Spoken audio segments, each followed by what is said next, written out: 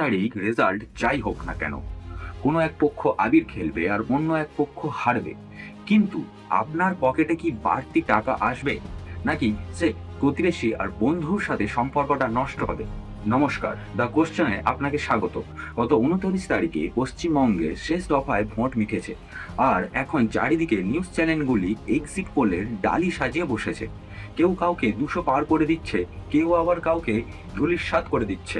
আর এই টিভি স্ক্রিনের গ্রাফিক্স দেখেই আমাদের রক্ত গরম হচ্ছে, চায়ের দোকানে তর্কের সৃষ্টি হচ্ছে। কিন্তু একবারও কি ঠান্ডা মাথায় ভেবে দেখেছেন এই উত্তেজনার শেষ কোথায়? আসুন কিছু রূঢ় বাস্তব নিয়ে আলোচনা করি। আমরা গত কয়েক দশকে রাজ্যে এবং দেশে বহুবার সরকার বদলাতে দেখেছি, কিন্তু সাধারণ নাগরিক হিসাবে আমাদের মৌলিক প্রশ্নগুলো কি বদলেছে? 4 তারিখের পর কি রাতারাতি রান্নার গ্যাস বা তেলের দাম কমবে? যে যুব সমাজ হন্যে হয়ে ঘুরে বেড়াচ্ছে চাকরির জন্য, 4 তারিখের পর কি তাদের জন্য কর্মসংস্থানের ব্যবস্থা তৈরি হবে? বিগত বহু বছরের ইতিহাস বলছে, ভোট আসে, ভোট যায়, সরকার গড়ে ওঠে, আবার ভেঙে যায়, কিন্তু সাধারণ মানুষের জীবন যুদ্ধের লড়াইটা একই থেকে যায়। নিউজ চ্যানেলের টিআরপি বাড়ে, নেতাদের ক্ষমতা বাড়ে, কিন্তু আপনার আর আমার মতো সাধারণ মানুষের জীবনযাত্রার মান কি খুব একটা বেশি উন্নত হয়? উত্তরটা আপনাদের কাছেই। সব থেকে ভয়ঙ্কর বিষয় হলো এই ভোটের ফলাফলকে কেন্দ্র করে পাড়ায় পাড়ায় বা বন্ধু মহলে যে উত্তেজনার পরিস্থিতি তৈরি হচ্ছে।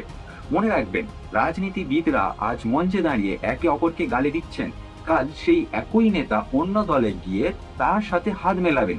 কিন্তু রাজনীতির জন্য আপনি যদি আজ আপনার প্রতিবেশীর সাথে সংগ্রামে জড়িয়ে পড়েন, তাহলে সে ক্ষত বহু দিনও শোকাবে না।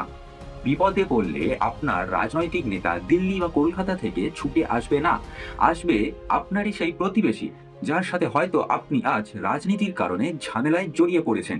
দয়া করে রাজনীতিকে মাথায় চড়িয়ে নিয়ে নিজেকে কোনো রাজনৈতিক ঝামেলার মধ্যে জড়িয়ে দেবেন না, কারণ কোনো জয়ই একজন মানুষের জীবনের থেকে বড় হতে পারে না। 4 তারিখ যাই হোক না কেন, দিন শেষে আমরা একই সমাজের অংশ। গণতান্ত্রিক পদ্ধতিতে আপনি আপনার রায় ইভিএম এ দিয়ে এসেছেন।